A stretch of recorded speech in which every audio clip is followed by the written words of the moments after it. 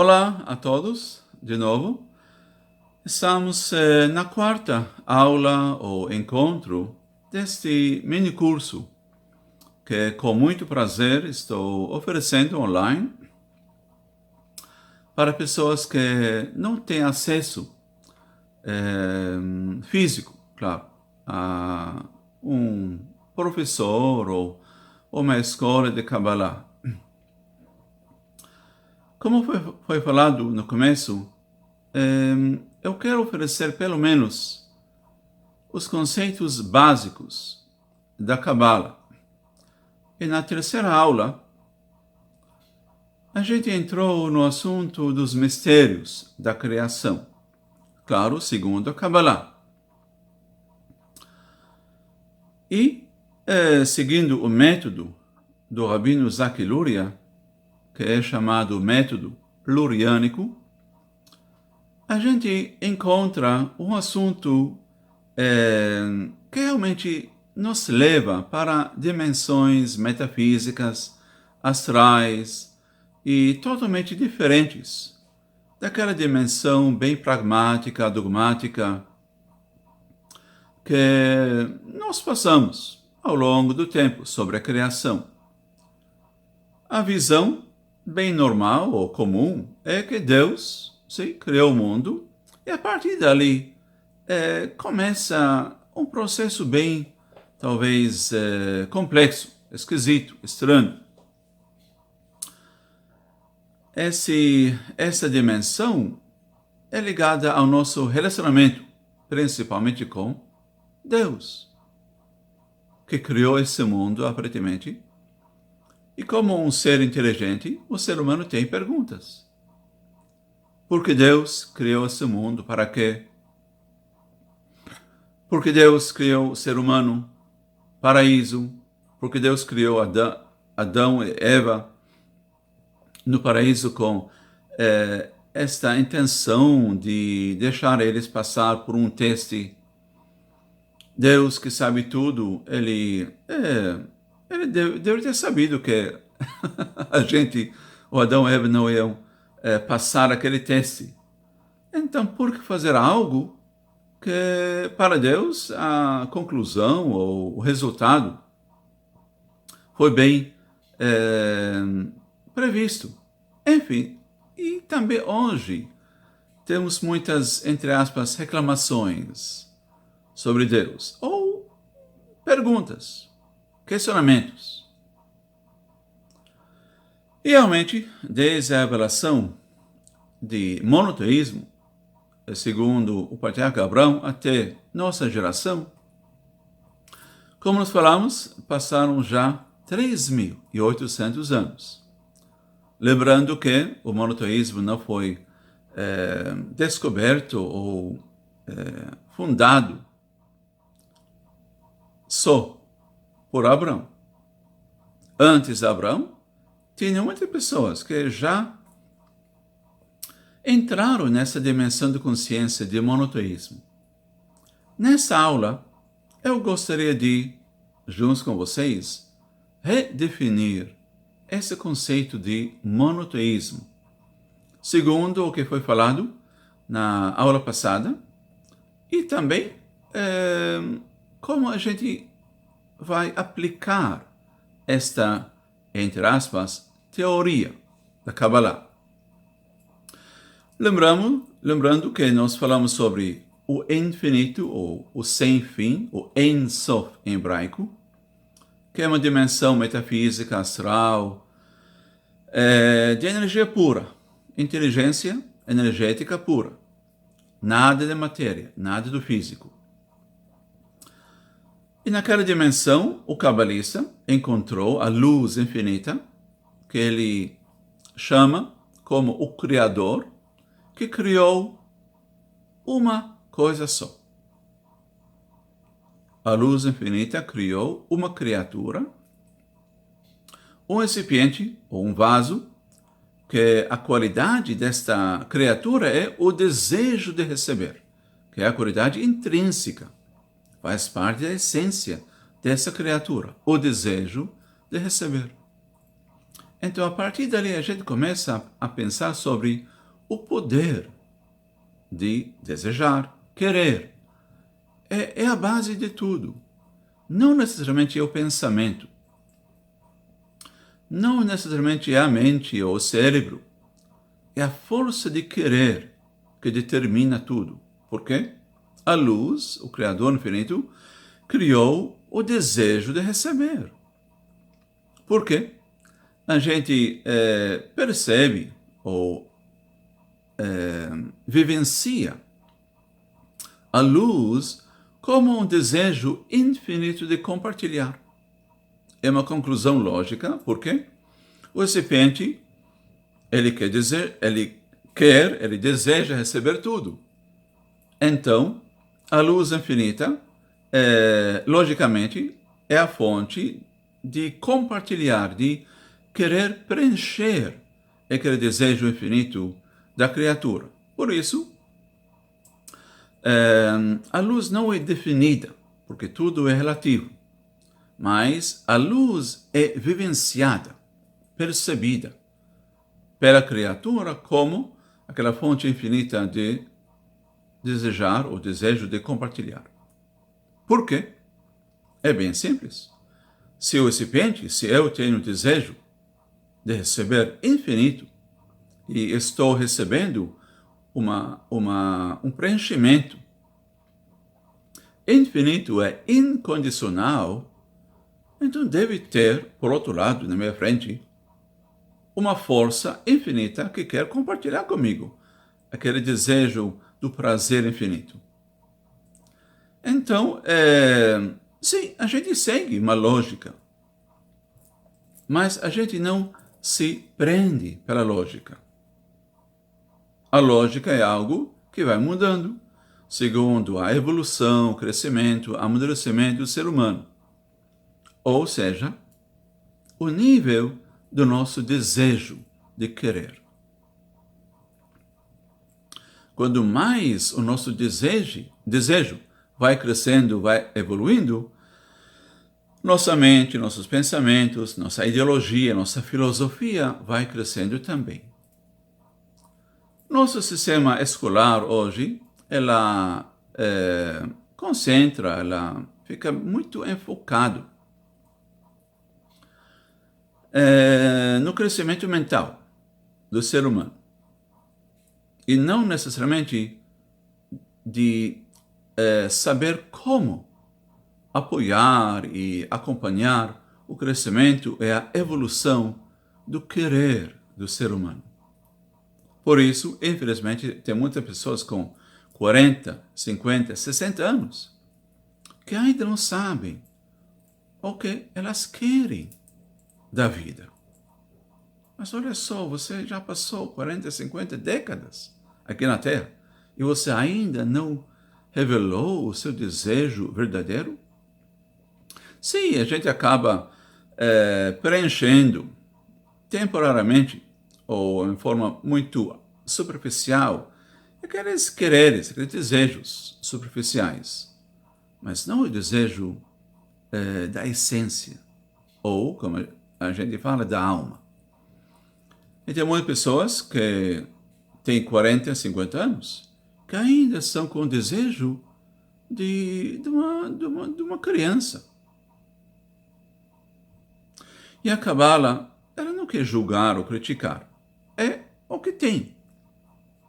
O que a Kabbalah quer fazer é ajudar a gente a equilibrar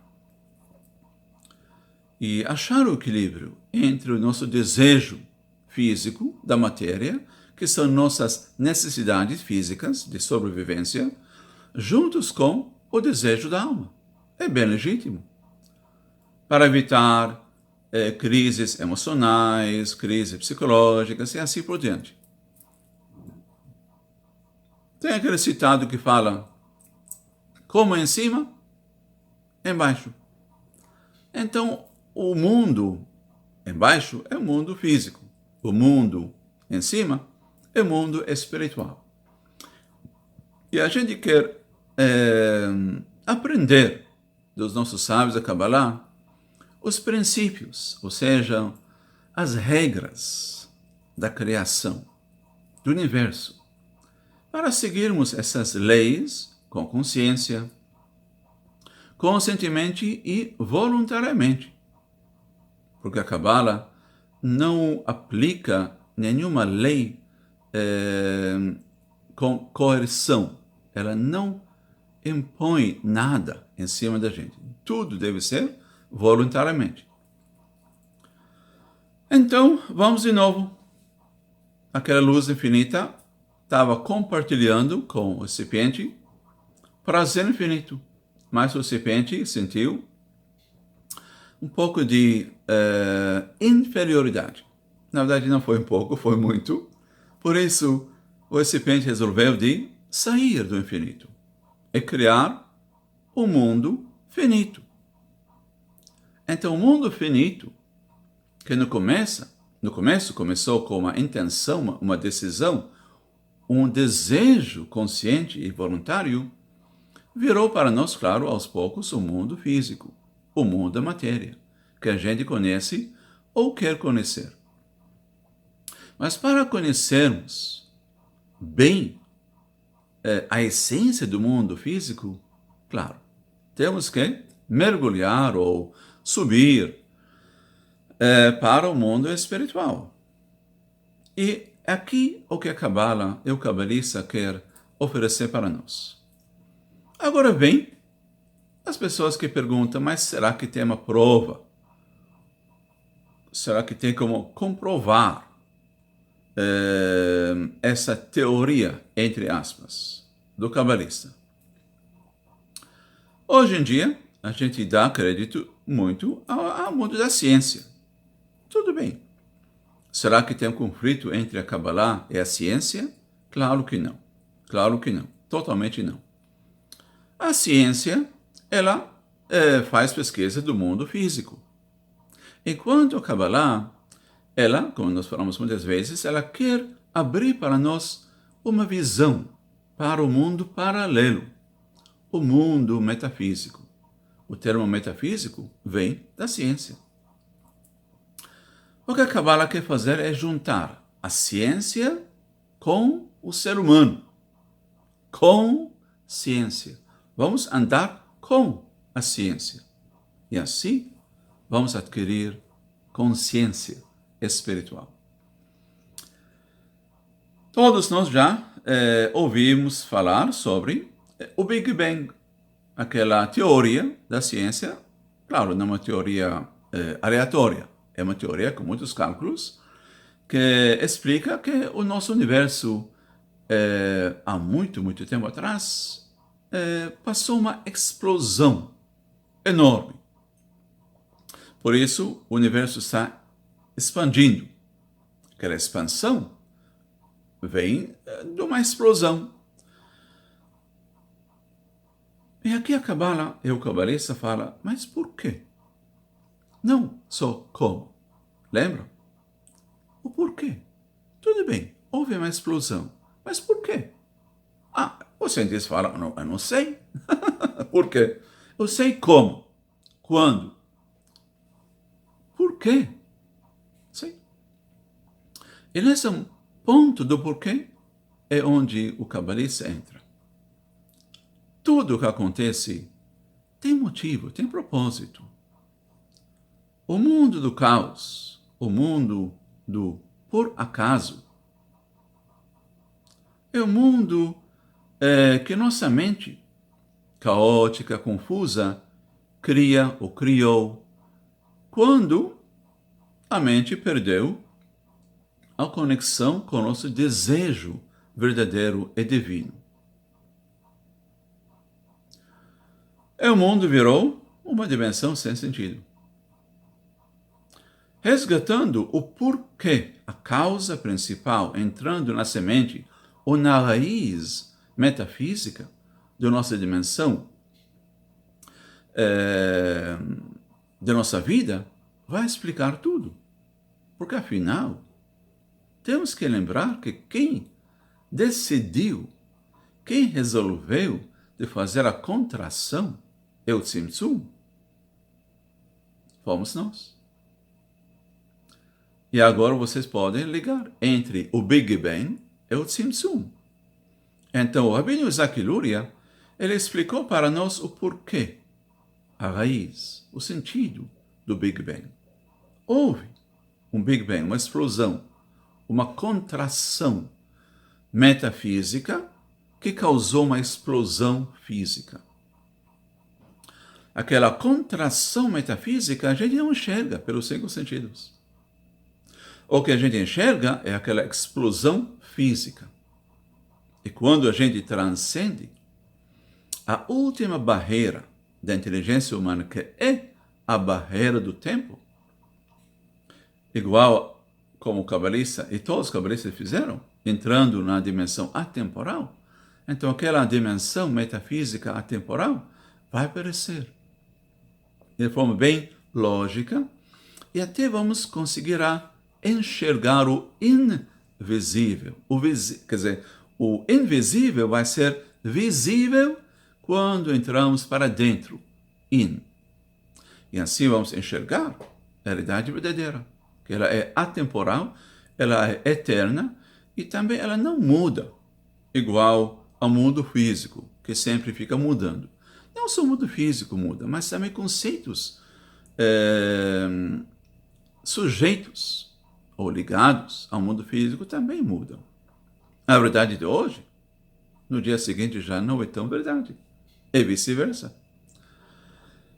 Em nossa era, a gente está passando por muitas mudanças bem radicais. Todo dia, todo dia, todo dia. Isso também tem uma explicação. Agora vem o monoteísmo. É um desafio para nós redefinir, ou, na verdade, isso não é redefinir, é resgatar a definição original de monoteísmo, antes que aquele conceito foi corrompido, sim, ou perdido. Monoteísmo não é fé cega em um Deus só.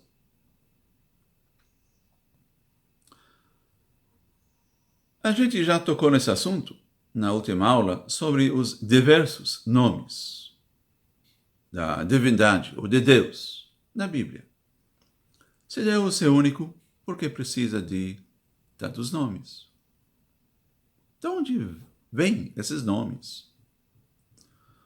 Alguém vai dizer são qualidades, atributos de Deus. Tudo bem.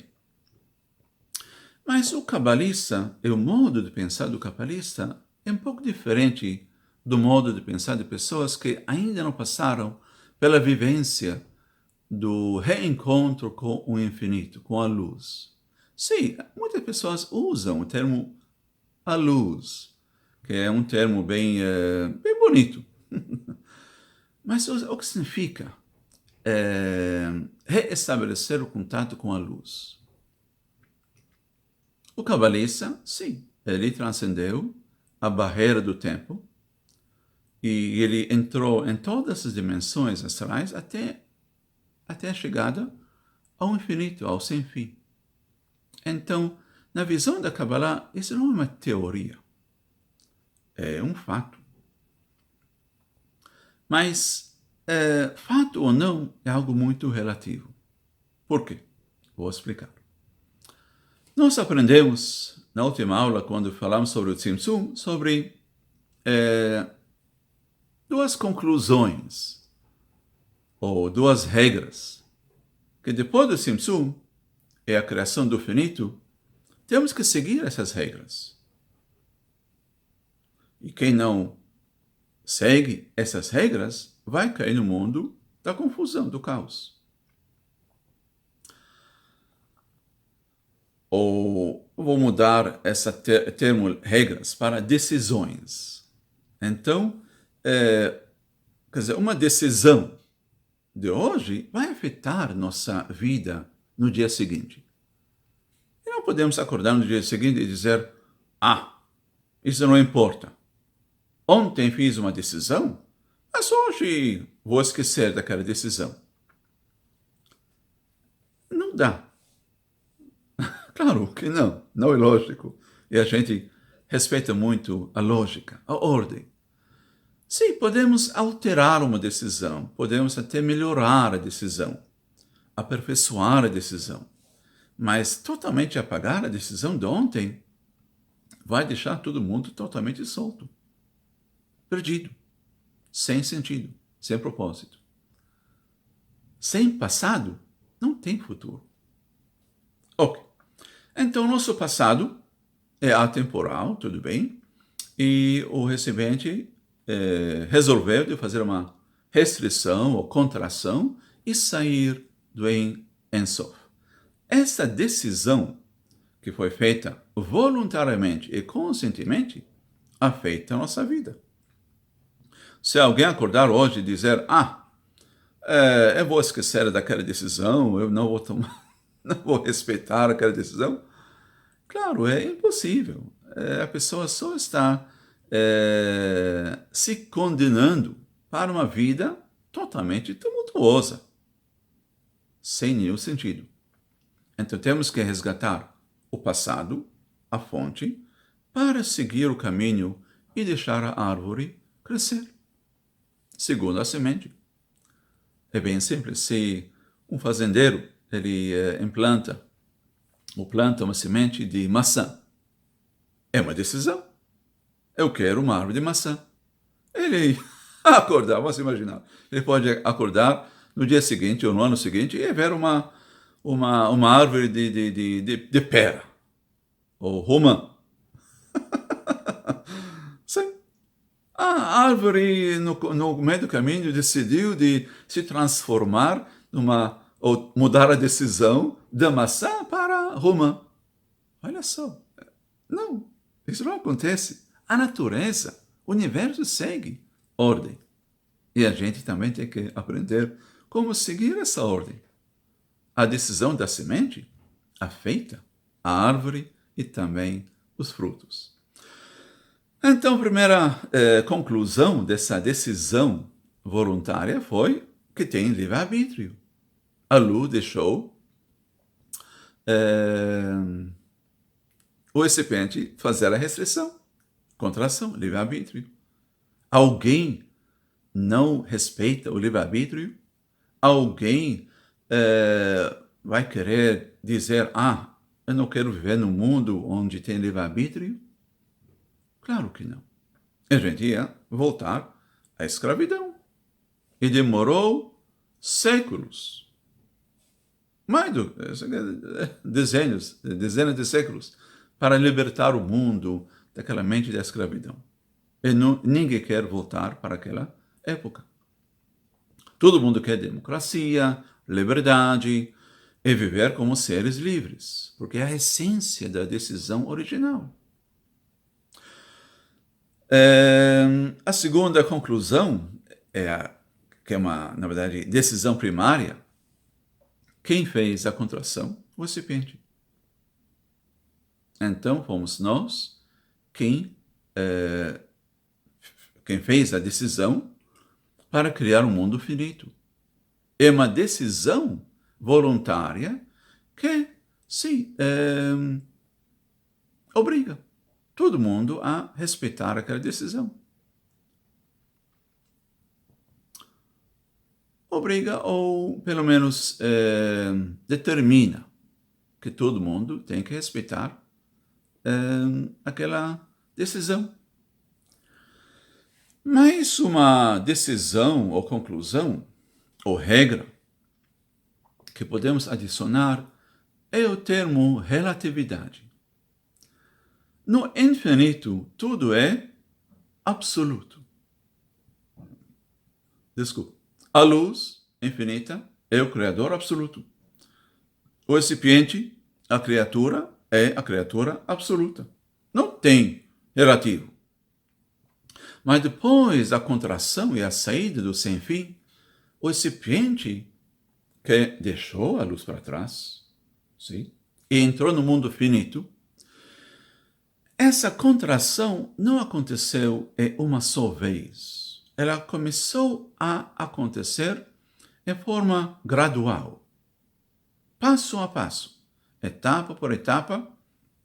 O recipiente infinito começou a se contrair e diminuir, fazer o seu desejo menor, contraindo o seu desejo. Eu quero menos luz, menos luz, menos luz. Nessa dimensão finita, apareceram, de uma certa forma, diversas dimensões, ou diversos níveis ou tamanhos do desejo. Começando com o desejo infinito, que virou finito, e o finito, de forma gradual, virou cada vez mais finito, mais finito, mais finito, mais finito. Contraindo até o aparecimento do mundo físico. A teoria da relatividade do Einstein também, a gente encontra ela na Cabala, bem antes de Einstein. O Rabino Isaac Luria, no século XVI, já falou sobre a relatividade. Tudo é relativo. O tempo é relativo, o físico é relativo, os conceitos são relativos, tudo é relativo. Tudo é subjetivo, não é mais objetivo. O mundo objetivo, absoluto, é uma memória muito remota, que está dentro de nós, do infinito. E temos que respeitar a decisão do recipiente de sair do absoluto, de sair do objetivo e criar o mundo relativo. Até Deus. É a divindade. Tudo é relativo. Por isso tem dimensões para cima, para baixo. A dimensão para cima virou o criador, ou seja, a causa relativa, da dimensão ou do nível inferior a ela. Mas se aquele nível inferior ao superior para ela, também ela tem um nível mais inferior. Mais para baixo, embaixo dela. Que ela vira o criador relativo em relação ao nível inferior. É assim por diante. Quem já conhece a estrutura da árvore da vida, são 10 dimensões, que é a base, é o formato básico da criação. 10 dimensões. Como o livro da formação fala. 10 e não 11. 10 e não 9. Então, são 10 dimensões que, na linguagem de Kabbalah, são chamadas 10 sefirot, 10 emanações luminosas, que descrevem aquela descida gradual do recipiente do infinito para a dimensão física do finito. Porque também no finito também tem uma dimensão metafísica. Então, o que isso tem a ver com monoteísmo? Monoteísmo é a missão do ser humano, que acorda perguntando, questionando o sentido de sua presença nesse universo e começa a estudar a Kabbalah para ajudar o recipiente ou os recipientes que desceram, não caíram, desceram aos poucos ao mundo físico a voltarem ao infinito. Como ele faz isso? A palavra é união. Quando o recipiente fez a contração, ele entrou no mundo da fragmentação. Ele se fragmentou. Ele virou pedaços. Bem simples. Não quebrados, mas pedaços separados, fragmentados. O papel, a tarefa, a missão do ser humano é unir todos esses pedaços em um recipiente só.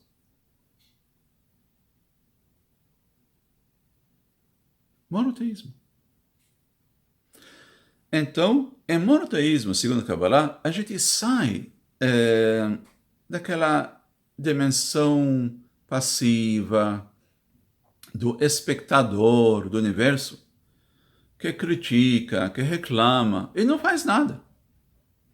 para uma dimensão mais proativa, chamada também procriadora. O ser humano, com seu livre-arbítrio, sim, faz parte da nossa essência como seres humanos e como seres divinos, de praticar nosso livre-arbítrio e começar o processo de transformar a consciência reativa para a consciência proativa, procriadora. De uma consciência de reclamar e não assumir responsabilidade para uma dimensão de consciência de assumir responsabilidade. Afinal, é nossa criação, é nossa casa. É nossa casa. Então, como a gente faz isso? A palavra mágica e a consciência mágica é ligada à contração. Essa palavra a gente fala como restrição. A contração é quando o recipiente fez a contração no infinito, o Tzimtzum. É o Tzimtzum, ou a contração original. Nós somos uma consequência. A gente não tem como anular, cancelar essa decisão. Podemos, voluntariamente, tomar uma decisão de participar conscientemente com essa decisão. Para que a árvore de maçã dá fruta da maçã. E não outra coisa. Então, assim a gente participa no processo. Como? Através de uma palavra que é chamada restrição. Claro, a gente está traduzindo um conceito do hebraico para o português ou para o inglês. Em inglês é restriction. Português, restrição. Mas restrição não quer dizer reprimir ou oprimir o nosso desejo. Não, pelo contrário. A gente quer evoluir, fazer o nosso desejo crescer. Aquele desejo infantil, aquele desejo preso no mundo da matéria, a gente quer transformar o desejo, aquele desejo, para o desejo maior, um desejo divino, um desejo com maturidade, com consciência iluminada. Iluminar o nosso desejo com a luz infinita de novo. Então a gente, numa certa forma, imita aquela contração e faz a nossa restrição. Quando o nosso desejo primário ou do instinto aparece, é um desejo de querer receber para si. Ele não quer compartilhar. Ele quer para si. Igual à criatura original, no infinito. Mas temos que, como nós falamos muitas vezes, respeitar a decisão da criatura que falou, não quero mais receber. Eu quero compartilhar. É uma decisão da criatura que temos que respeitar e agora, voluntariamente, de novo, aplicar, praticar. E dizer, eu também, igual ao meu recipiente original, eu não quero só receber, eu quero também compartilhar. O nosso compartilhar não vai diminuir o preenchimento ou a satisfação do nosso desejo. Pelo contrário, vamos só receber, ganhar mais. Não só receber coisas físicas, mas vamos conseguir receber coisas físicas com a essência da luz infinita, que, lembramos, é a fonte de nosso prazer e de nossa satisfação. É o que todo mundo quer. Muito bem. Eu recomendo de ler um livro que foi escrito com a ajuda dos meus alunos que aprenderam comigo Kabbalah e eles transcreveram, sim, se não me engano essa é a palavra certa, transcreveram esse curso, sim, para uma apostila e depois virou um livro. Eu recomendo de ler esse livro que é chamado Kabbalah e as chaves secretas do universo. Para mergulhar mais, para ler, para contemplar e absorver esses conceitos tão importantes para nós. Esse livro vocês podem encontrar no meu site www.joseph.salton, J-O-S-E-P-H, Salton, S-A-L-T-O-U-N, uma palavra só, josephsalton.com.br. Obrigado e até a próxima aula.